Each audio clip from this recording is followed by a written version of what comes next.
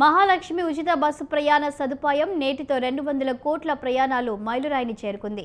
19 నెలల క్రితం ప్రభుత్వం తీసుకొచ్చిన ఈ పథకంతో సగటున రోజుకి 35 లక్షల జీరో టికెట్లను ఆర్టీసీ జారీ చేసింది. మహిళల ప్రయాణాలు 200 కోట్లు దాటిన సందర్భంగా ఎంజీబీఎస్లో ఆర్టీసీ ప్రత్యేక కార్యక్రమం నిర్వహించింది. మహిళల కోసం ప్రభుత్వం తీసుకొచ్చిన ఈ సర్వీస్కు మంచి ఆదరణ వస్తుందంటున్న ఆర్టీసీ ఎండీ సజ్జనార్తో మా ప్రతినిధి Vishal face to face.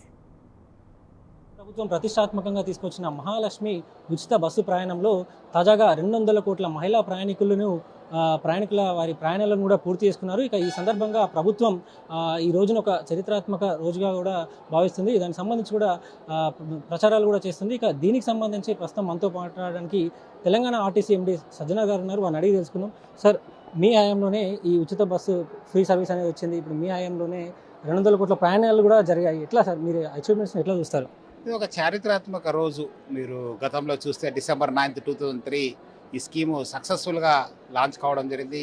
Telangana రాష్ట్ర ప్రభుత్వము, ముఖ్యంగా మన ముఖ్యమంత్రి గారు శ్రీ రేవంత్ రెడ్డి గారు, అదేవిధంగా మన డిప్యూటీ సీఎం శ్రీ భట్టి గారు, మన పొన్నం ప్రభాకర్ గారు, మినిస్టర్ ఫర్ ట్రాన్స్పోర్టు, వాళ్ళందరి సహకారంతోనే ఈ స్కీమ్ను లాంచ్ చేసి ఈరోజు ఆల్మోస్ట్ 200 crores ఫ్రీ రైడ్ మన ఉమెన్కి, మన ఆడపిల్లలకి, ట్రాన్స్జెండర్ అందరూ కూడా ఇవ్వడం జరిగింది. దాదాపు వాళ్ళందరూ కూడా 6,680 కోట్ల రూపాయలు ఆదా కావడం జరిగింది. రాష్ట్ర ప్రభుత్వం కూడా మనకు ఆ రీఎంబర్స్మెంట్ కావడం జరిగింది. ఈ యొక్క స్కీమ్ ఇంప్లిమెంటేషన్లో మన సిబ్బంది, drivers, conductors, depot managers, mechanics, RMs, వీటీస్ అందరూ కూడా చాలా ముఖ్య పాత్ర పోషించారు. వాళ్ళందరూ కూడా పేరుగా అభినందిస్తున్నాను. వాళ్ళ వల్లనే ఈ స్కీమ్ సక్సెస్ఫుల్గా లాంచ్ అయిందని చెప్పడం నాకు చాలా సంతోషంగా, గర్వంగా అనిపిస్తుంది.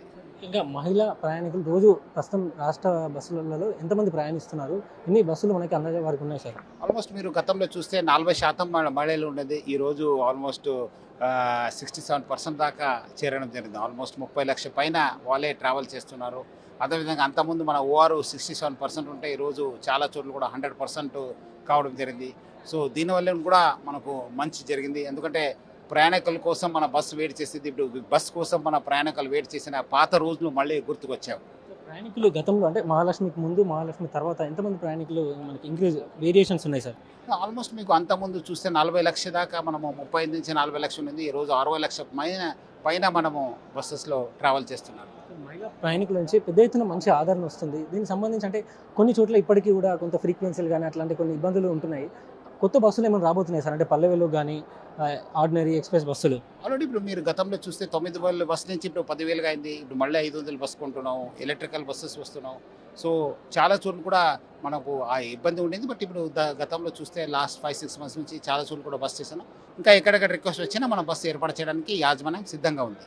ముఖ్యంగా కొన్ని సంఘాలు ఇప్పటికీ అంటున్నాయి ఎలక్ట్రిక్ బస్సుల ద్వారా కొత్త ప్రైవేటీకరణ వైపు వెళ్తుంది అన్నట్టు కూడా కొన్ని వస్తున్నాయి ఆరోపణలు. ఎట్లా ఉంది సార్, దాంట్లో ఏమంటారు? ప్రైవేటీకరణ లేదు, అది చాలా తప్పు. ఎందుకంటే మనం ఆల్మోస్ట్ ఈ రాష్ట్రంలో 1918 నుంచే ప్రైవేట్ హైర్ బస్సెస్ సిస్టమ్ ఉంది. అది ఒక ఎక్స్టెన్షన్, అంతేగాని వేరే లేదు. అప్పుడు డీజిల్ బస్సెస్ బదులు ఎలక్ట్రికల్ బస్సు వస్తున్నారు. కొంతమంది ఏదో దుష్ప్రచారం చేస్తున్నారు, కానీ మన సిబ్బందికి అంతా తెలుసు అట్లాంటిది ఏం లేదు. మనం రెవెన్యూ కలెక్షన్ అంతా మా దగ్గర ఉంటుంది. సో అట్లా ఏమి ఉండదు. ఉద్యోగాలు పోతాయని కూడా ఒకటి నడుస్తుంది సార్. కండక్టర్లు ఇవన్నీ కూడా పోతాయి, ఉద్యోగాలు వాళ్ళవి, డ్రైవర్లు అని కూడా అట్లాంటి ఏం లేదు. అందరు ఉద్యోగం ఉంటుంది, అందరు కూడా సరిపోయేంత ఉద్యోగం ఉంది. సో ఎవరు కూడా ఇబ్బంది ఉండదు. ఎన్ని బస్సెస్ రాబోతున్నాయి సార్ త్వరలోనే? పైన బస్సెస్ మనకు రాబోతున్నాం. రైట్, ఇది తెలంగాణలో ప్రభుత్వం ప్రతిష్టాత్మకంగా తీసుకొచ్చిన మహాలక్ష్మి ఉచిత బస్సు ప్రయాణ సదుపాయం అనేది మంచిగా కొనసాగుతుంది. అదేవిధంగా రాబోయే రోజుల్లో ప్రయాణికులకి తగ్గట్టుగా కొన్ని ప్రత్యేక బస్సులు కూడా, కొత్త బస్సులు కూడా రాబోతున్నాయని తెలంగాణ ఆర్టీసీ ఎండీ సజ్జనార్ అంటున్నారు. కెమెరామెన్ అఖిల్తో విశాల్, స్వతంత్ర న్యూస్.